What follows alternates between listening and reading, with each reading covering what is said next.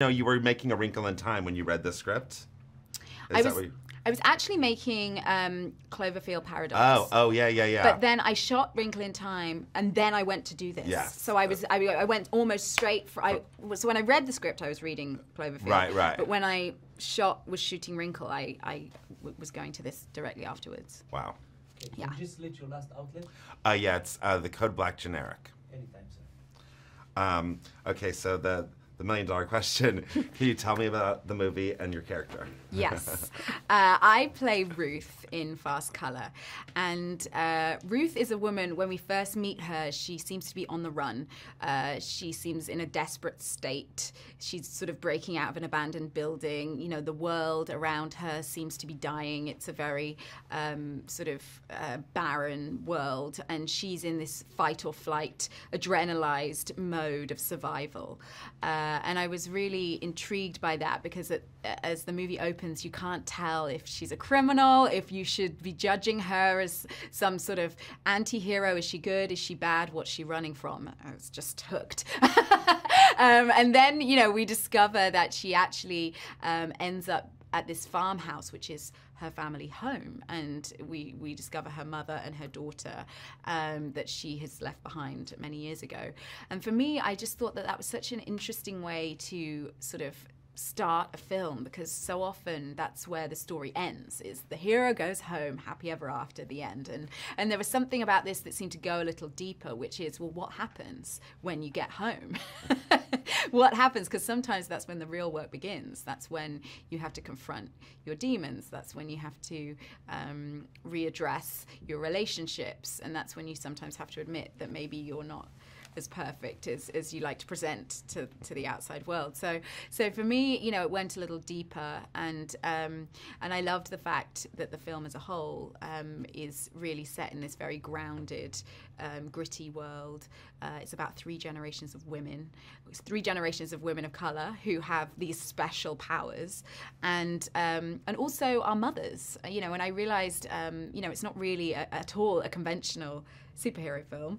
You know, there's no capes, there's no suits. It's not about sort of destruction and weapons and the typical sort of more masculine style of superhero movie.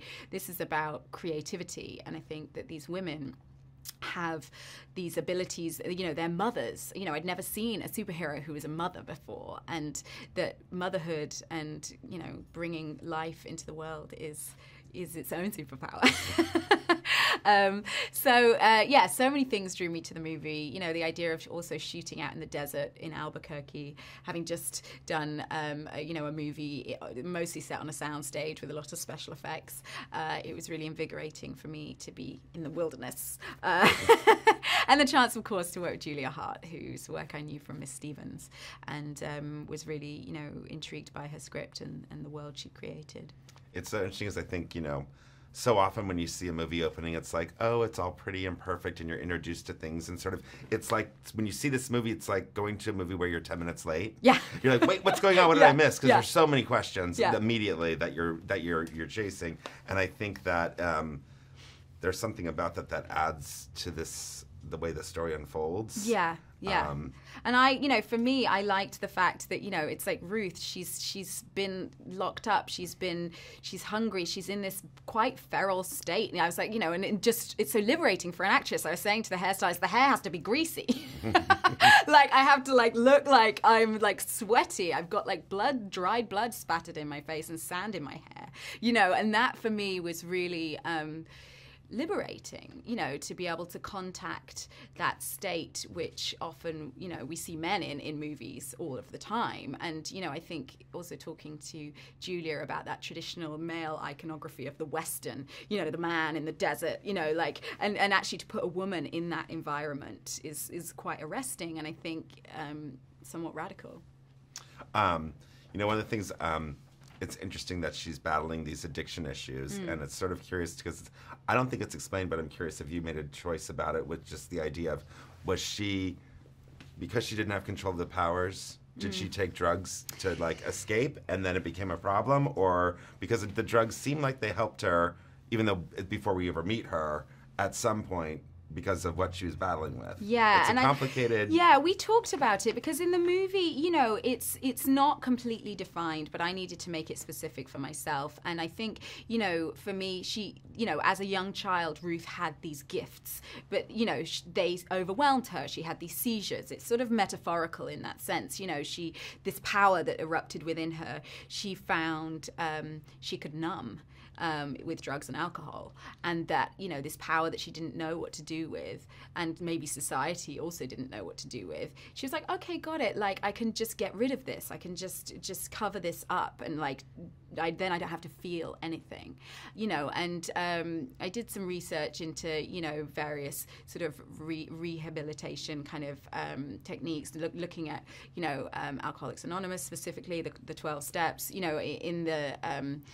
In the movie, Ruth has this sobriety chip, and the motto on the sobriety chip is, you know, this above all to thine own self be true, which is incidentally my favorite quote from all of Shakespeare, from Hamlet, which, because I played Ophelia, and you know, Polonius says the very same to Ophelia, you know, at the beginning of Hamlet. And that was, you know, integral to me. You know, I wanted her to have tattoos. I wanted her to have scars of a sort of misspent youth, if you like. And so we decided that this above all to thine own self be true would be her tattoo. So that was really wonderful, and I was able to collaborate with the makeup artist to design that. So that was a kind of nice way to sort of weave in this history that is just in her. We don't necessarily have to explain it. You know, we see her sort of taking a moment, meditating, sort of saying the Serenity Prayer, sort of taking a meeting with herself to center herself, and you know, so it's all there. And I think for people that recognize that, they will see that there. And I think that for me, it was just important to ground that. And I loved the metaphor, really, that, you know, addiction often can be a way for people to sort of numb pain that is, you know, that is overwhelming and scary, and actually, you know, the deeper journey is to confront it. So yeah, as I say, not to make light of any of those things, but I think it was certainly interesting for me as an actor to be able to explore that in a somewhat supernatural world. Let's talk about working with some of your co-stars. I mean, I think Lorraine is so powerful, and the two of you together on screen, I mean, is just really something to watch.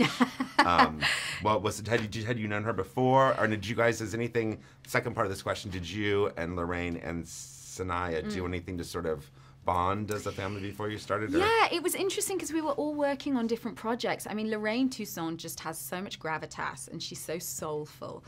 And I was filming Irreplaceable You in New York, and she was based in New York, so we got to like meet for lunch or something in New York, and it was really just immediately meeting her. She's sort of like this Earth Mother goddess. She just brings that quality, and so there is an instant bond there with her.